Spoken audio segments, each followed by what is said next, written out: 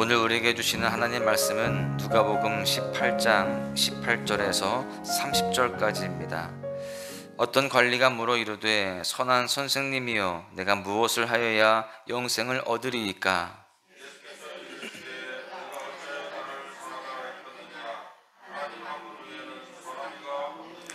내가 계명을 안 하니 간음하지 말라, 살인하지 말라, 도둑질하지 말라, 거짓 증언하지 말라, 내 부모를 공경하라 하였느니라. 예수께서 이 말을 들으시고 이르시되 내게 아직도 한 가지 부족한 것이 있으니 내게 있는 것을 다 팔아 가난한 자들에게 나눠주라.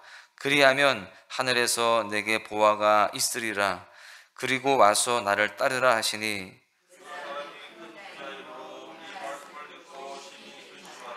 예수께서 그를 보시고 이르시되 재물이 있는 자는 하나님의 나라에 들어가기가 얼마나 어려운지.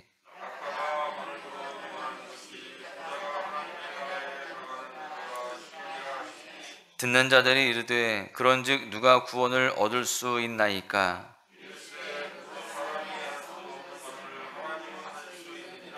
베드로가 여짜오되 보옵소서 우리가 우리의 것을 다 버리고 주를 따랐나이다.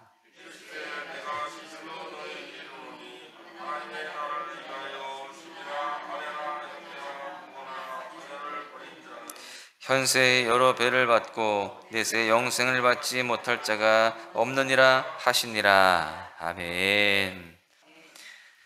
각 피조물마다 생존을 위한 독특한 방법을 가지고 있습니다. 생존은 본능이고요. 또 어떤 피조물도 죽는 것을 선호하지 않습니다. 모든 피조물의 으뜸이라고 할 수 있는 사람도 마찬가지죠. 사람도 생존 본능을 가지고 있고요. 생존하기 위해서 시대마다 그에 걸맞는 생존 방법을 개발하고 완성시킵니다. 일례를 들면 극지방에서는요, 체온을 유지하기 위한 방법을, 또 사막지대에서는요, 물을 찾고 저장하는 방법을, 또 해안지대에서는 물고기와 해산물을 얻는 방법 등을 찾아내고 또 그 자손들에게까지 전수합니다. 그것이 살아갈 수 있는 생존 방법이 되기 때문에 그렇습니다. 그렇다면 오늘날 현대를 살아가는 우리가 생존하기 위해서 가장 필요한 것은 무엇일까요? 그것은 바로 뭐니 해도 머니죠. 돈입니다. 재물이에요. 돈은 모든 필요한 것을 구매하거나 얻기 위해서 꼭 필요한 매개차가 되기 때문에 그렇습니다. 돈은 어찌 보면은요, 생존을 넘어서서 더 풍성하고 평안한 삶을 살 수 있게 해줍니다. 보다 더 진보한 환경에서 남들과 다른 차원의 삶을 영위할 수 있도록 도와주는 것이 바로 재물, 돈이라는 거예요. 그래서 많은 현대인들은 돈을 벌기 위한 방법과 기회를 찾습니다. 오늘은 이 돈, 재정과 하나님의 나라의 상관관계를 다루는 본문을 묵상하면서 내 안에 검게 드리워진 이 탐욕의 그림자를 걷어내는 시간 될 수 있기를 간절히 소망합니다.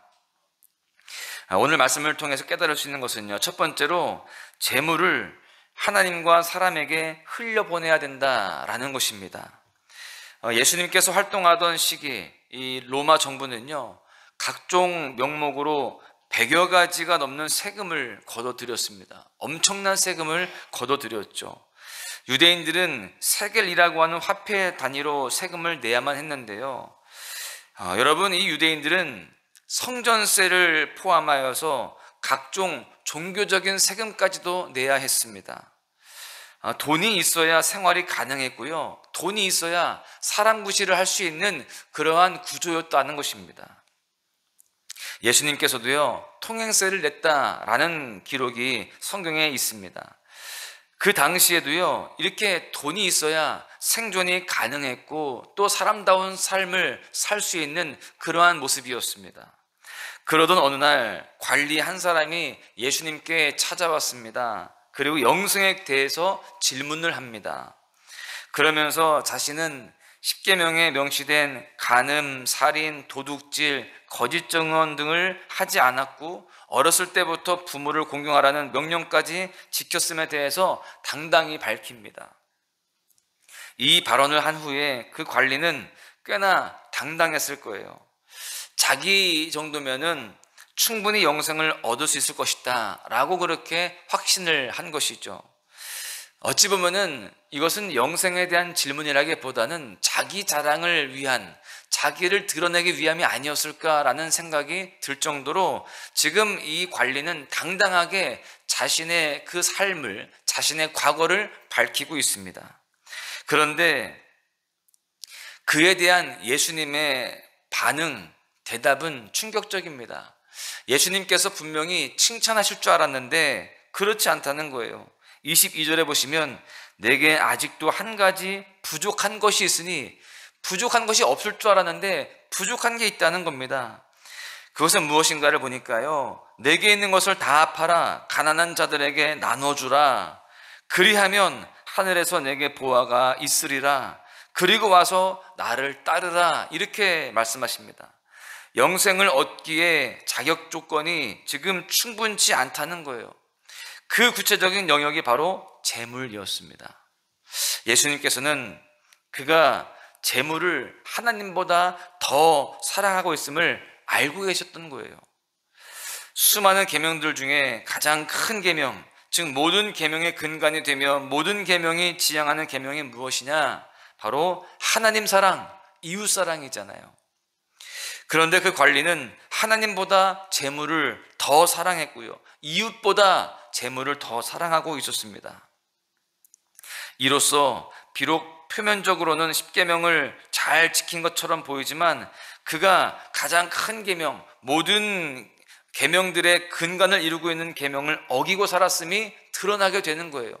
자기 스스로는 지금까지 구원을 얻기에, 영생을 하기에 충분한 조건을 갖췄다라고 그렇게 자부했지만 지금 예수님의 이 말씀 한마디로 그것이 다 무너지는 그런 상황이 되었습니다. 여러분, 그는 계명을 지킨 자가 아닌 것이 판명이 되게 되었어요. 하나님을 사랑하고 이웃을 사랑하는 그 계명을 온전히 지키지 않았음이 드러났기 때문에 그렇습니다. 우리 감리교회 창시자이신 요한 웨슬리 목사님은 이렇게 말씀하셨습니다. 어떻게 하면 우리가 돈 때문에 지옥에 빠져 들어가지 않을 수 있을까? 한 가지 방법이 있다.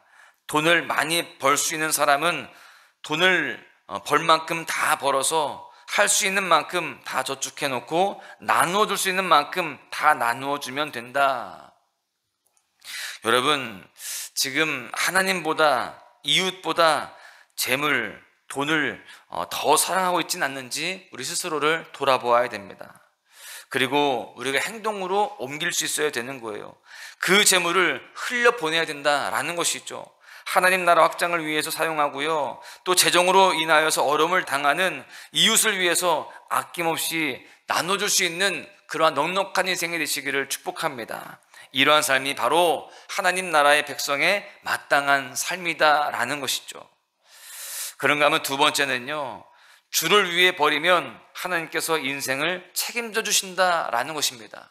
그렇게 흘려보낼 때 흘려보내는 것으로 끝나는 것이 아니라 그러한 인생은 바로 하나님이 책임져 주신다라는 것이죠. 내가 내 스스로를 책임진다라고 한다면 얼마나 불안하고 또 얼마나 한계가 많습니까? 그런데 전지전능하신 하나님께서 책임져 주신다라고 한다면 우리의 인생은 부족함이 없는 줄로 믿습니다. 이 관리는 예수님의 대답을 듣고 난 후에 심히 근심하면서 집으로 돌아갔습니다. 예수님의 대답에 설득은 당했을지 몰라도 행동으로 옮기기가 매우 어려웠을 거예요. 왜냐하면 그는 평생 재정을 열심히 모아서 부자가 되었기 때문에 그렇습니다. 그 성향을, 그 물질관을 쉽게 바꾸기란 쉽지 않았습니다. 예수님의 대화를 숨죽여 듣고 있던 베드로가 그 관리가 떠나간 이후에 예수님께 이렇게 질문합니다. 28절에 보시면 베드로가 여짜오되 보옵소서, 우리가 우리의 것을 다 버리고 주를 따랐나이다. 사실 이 문장 형식은 질문체는 아닙니다. 그런데 베드로는 내심 자신의 고백에 예수님의 후속 대답이 따르기를 원했습니다. 예수님께서는 그 베드로의 의중을 아시고 다음과 같이 대답하십니다. 29절에서 30절을 보십시오. 내가 진실로 너에게 이르노니 하나님의 나라를 위하여 집이나 아내나 형제나 부모나 자녀를 버린 자는 현세 여러 배를 받고 내세의 영생을 받지 못할 자가 없느니라. 베드로를 포함한 예수님의 제자들은요, 사실 많은 것을 버려두고 예수님을 따랐습니다. 베드로는 자신과 가족들의 생계수단인 배와 그물을 버려두고 예수님을 따랐죠. 또 마태는 걷고 있던 세금과 세금 내역서를 다 버리고 예수님을 따랐던 거예요. 제자들은 이렇게 생계수단, 삶의 터전, 그리고 가족들까지 뒤로 하고 예수님과의 동행을 시작했던 것입니다. 여러분, 이처럼 우리가 예수님을 따르기 위해서는요, 무엇인가를 버리는 결단이 필요합니다. 그것이 재정일 수 있고요, 또 그것이 관계일 수 있고 취미일 수 있고 또 자신의 계획과 진로가 될 수도 있습니다. 여러분, 이런 것들을 내려놓는 것 쉽지 않죠. 그래서 이런 결단은 참으로 귀할 수밖에 없습니다. 어려운 것인데 순종했기 때문에 그렇습니다. 여러분, 아브라함을 보십시오. 그는 본토 친척 아버지의 집을 떠날 때에, 또 모리아산에서 이삭을 바칠 때에 하나님께서는요, 그를 기뻐하셨고 그 행동을 귀하게 보셨습니다. 그런데 세상 사람들은 이러한 삶을 이해하지 못하고 오히려 어리석다라고 말합니다. 보는 관점이 다르기 때문이죠. 그들은 물질로 모든 것을 봅니다. 그래서 물질을 포기하는 것에 대해서 가장 어리석게 생각을 합니다. 하나님께서는 우리가 영원한 본향을 바라보면서 이 땅을 살아가기를 원하십니다. 썩어질 재물, 사라질 소유를 바라보지 않기를 원하신다라는 거예요. 그래서 예수님께서도요, 제자들에게 내세의 영생을 받지 못할 자가 없느니라 라고 그렇게 소망을 말씀하시는 거예요. 너희들이 그렇게 버린 것, 그래, 잘했다. 너희들이 그렇게 했기 때문에 너희들은 하나님의 은혜를 누리게 될 것이다. 영생을 받지 못할 자가 없다. 이렇게 소망의 말씀을 해주시는 겁니다. 사랑하는 소망 가족 여러분, 지금 무엇을 버리지 못하여서 고민하고 있습니까? 영원한 본향, 또 천국에 쌓일 보화, 하늘의 영광을 바라볼 수 있기를 축복합니다. 사탄은 계속해서 이 땅에 썩어질 것, 일시적인 것들에 시선을 집중하라고 그렇게 유혹합니다. 그것이 전부인 양 계속해서 우리의 눈을 가리고 또 세상 것에 우리가 마음을 빼앗기도록 그렇게 하고 있습니다. 그러나 하나님의 사람들은 영원한 것에 가치를 두고 그것에 투자할 수 있어야 됩니다. 그런 삶을 살아갈 때 하나님께서 내세에서뿐만이 아니라 이 땅에서의 삶도 책임져 주실 줄로 믿습니다. 결론의 말씀을 드립니다. 이 땅에서 생존하기 위해서 여러분, 재물은 꼭 필요해요. 재물 자체가 선과 악이 아닙니다. 저는 우리 성도님들이 물질의 복을 받기를 원하고 있고 또 기도하고 있습니다. 잘 되어야 됩니다. 그런데 그 재물을 우리가 어떻게 관리하며 사용하는지에 대해서 다시 한번 우리가 잘 고민해 봐야 됩니다. 왜 그럴까요? 우리가 어떻게 사용하는지에 따라서 그것이 선이 될 수도 있고 악이 될 수도 있기 때문에 그렇습니다. 재물을 하나님과 이웃보다 우선적으로 섬겨서는 절대 안 됩니다. 재물은 하나님을 위해서 또 이웃을 위해서 사용되어야 되고 그렇게 나눌 수 있는, 흘려보낼 수 있는 그런 모습이 되어야 됩니다.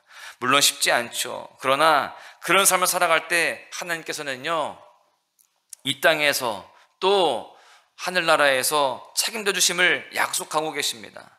썩지 않을 것을 우리가 바라보면서 집중해야 할 줄로 믿습니다. 하나님께서 그런 자의 삶을 책임져 주시기 때문에 그렇습니다.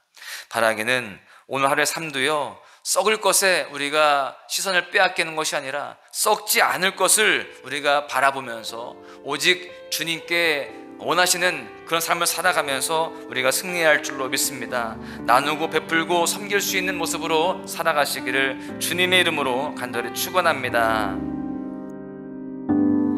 의지했던 모든 것 변해가고 억울한 마음은 커져가네. 부끄럼 없이 살고 싶은 맘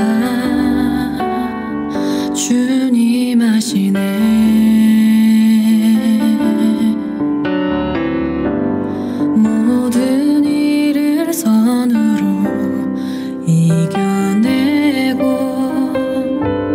죄의 유혹을 따르지 않네. 나를 구원하신 영원한 그 사랑, 그 신근에 날 붙드시네.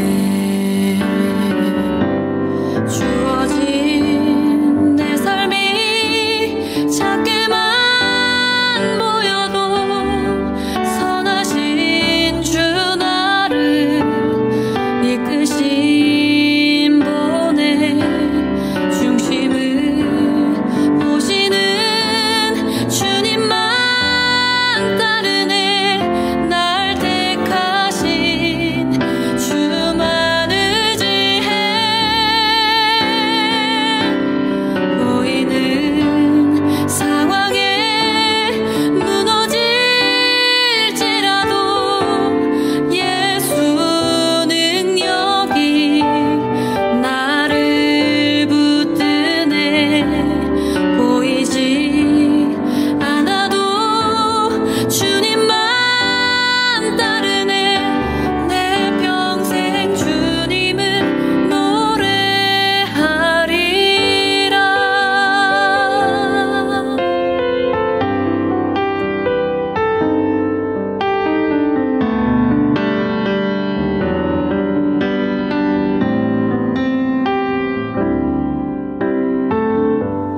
모든 일을 선으로 이겨내고 죄의 유혹을 따르지 않네. 나를 구원하신 영원한 그 사랑, 그 신근